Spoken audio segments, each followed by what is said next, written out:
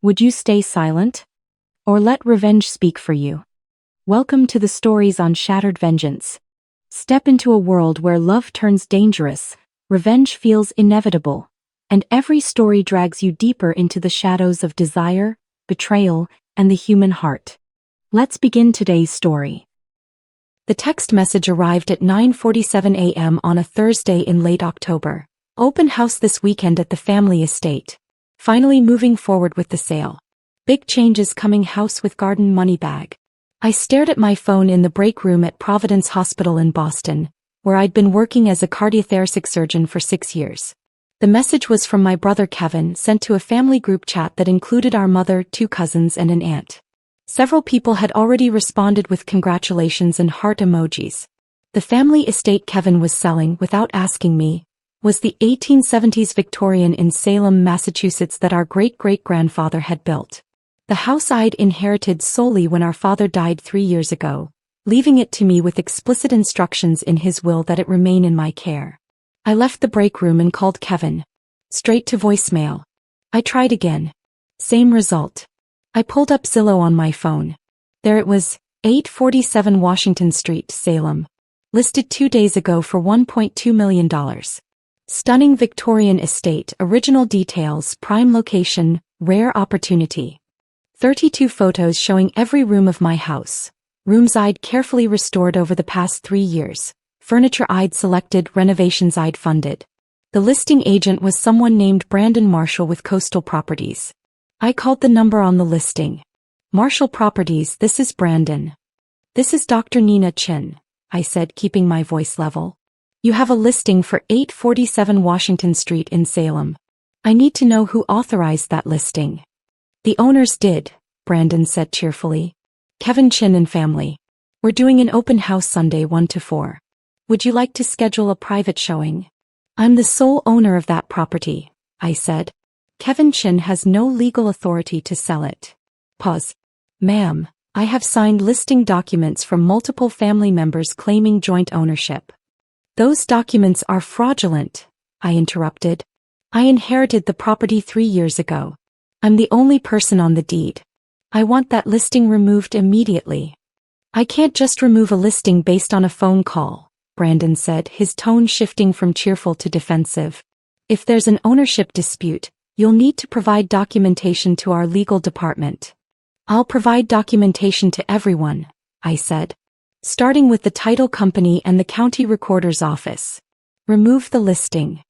I hung up and called my attorney, Patricia Wu, who I'd kept on retainer since Dad's estate had settled, specifically because I'd suspected something like this might eventually happen. Nina, Patricia answered. What's wrong? Kevin listed my house for sale without my permission. He's forged ownership documents. I need this stopped now. Send me the listing link, Patricia said. I could hear her already typing. I'll contact the brokerage and the title company immediately. Do not engage with your brother directly. Let me handle this legally.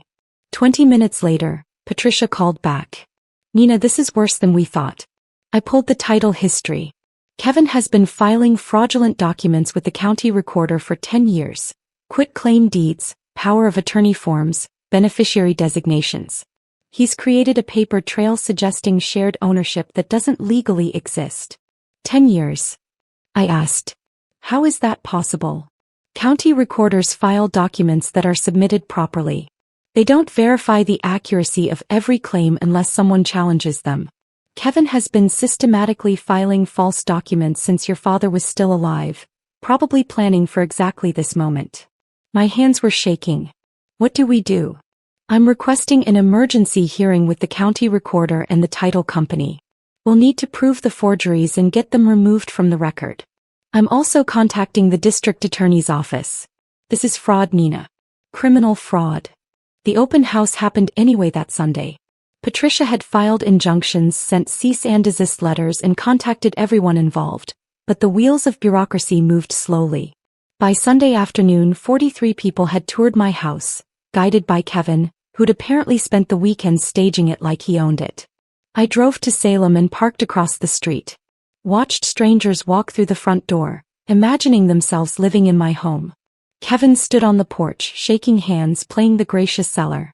At 3:47 p.m., a black Mercedes pulled up. Two people emerged. A woman in her 60s carrying a leather portfolio and a younger man with a tablet.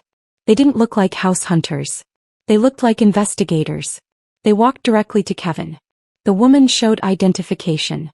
Kevin's confident smile faltered. They talked for several minutes. I couldn't hear the conversation, but I watched Kevin's body language shift from welcoming to defensive to panicked. The open house ended abruptly. Kevin ushered the remaining visitors out, claiming a scheduling conflict. The two investigators went inside with him and didn't emerge for 40 minutes. My phone rang. Fisha. The title company sent investigators, she said. They found extensive evidence of forgery. Kevin's been creating false documents for a decade. Quit-claim deeds moving portions of ownership to himself, fake power of attorney forms, even a forged will from your father supposedly leaving the property to multiple heirs. How did he think he'd get away with this? I asked.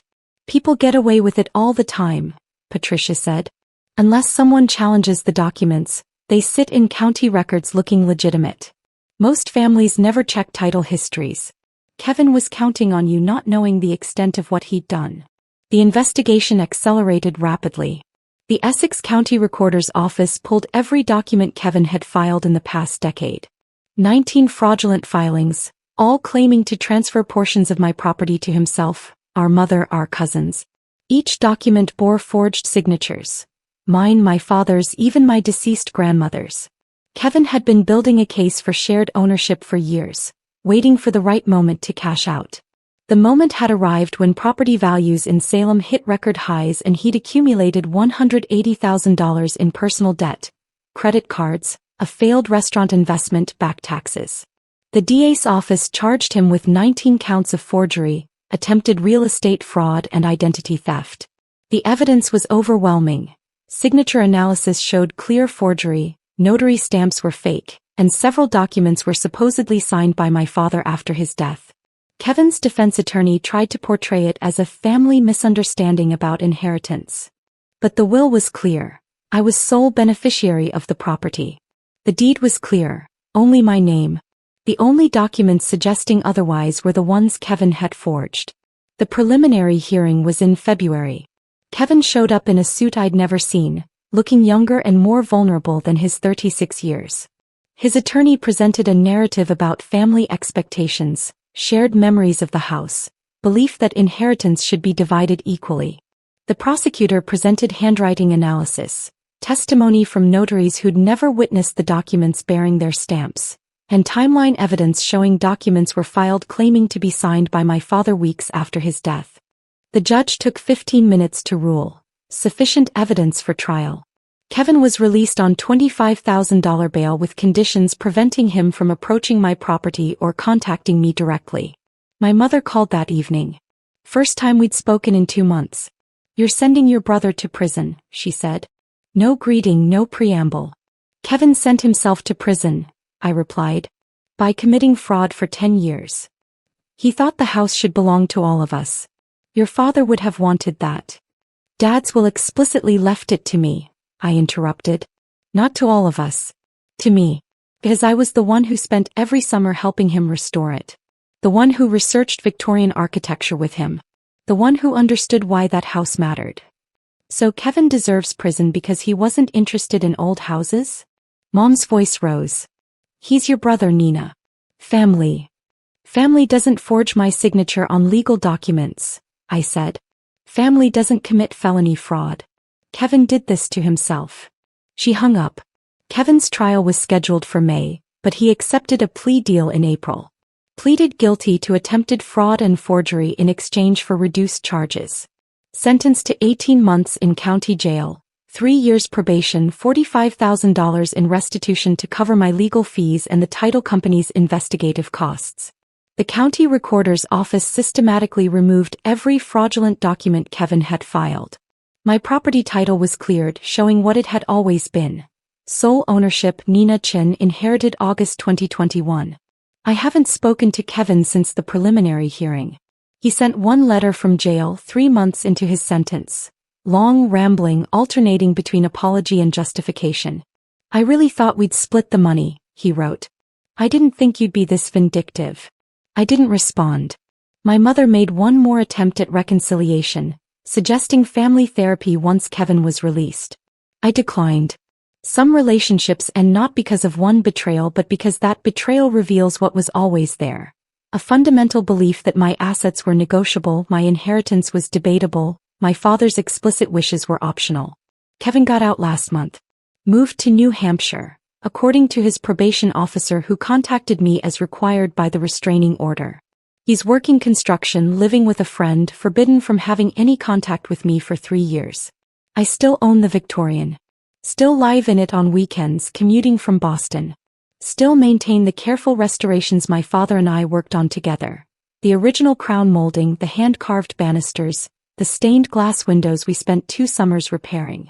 Sometimes I walk through the rooms and think about Kevin giving tours to strangers, selling my house out from under me while I was in surgery saving lives. About the 10 years of systematic forgery, the careful planning, the moment he thought he'd finally won. The county records found the decade of forgeries because Patricia knew to look. Because I'd hired competent legal help. Because the title company did their job properly.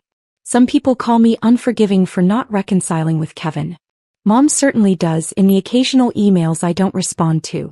But I call it protecting what my father gave me. Not just a house but the explicit trust that I'd preserve it properly. That I wouldn't let it be stolen or sold or divided among people who saw it as nothing more than a real estate asset. Kevin chose fraud over honesty. He chose theft over conversation. He chose a decade of systematic deception over simply accepting that some inheritances aren't meant to be shared. The property attorney found what Kevin spent 10 years trying to hide. That every document claiming he owned my house was a lie. And that truth saved what my father worked his whole life to build. That's the ending we both earned.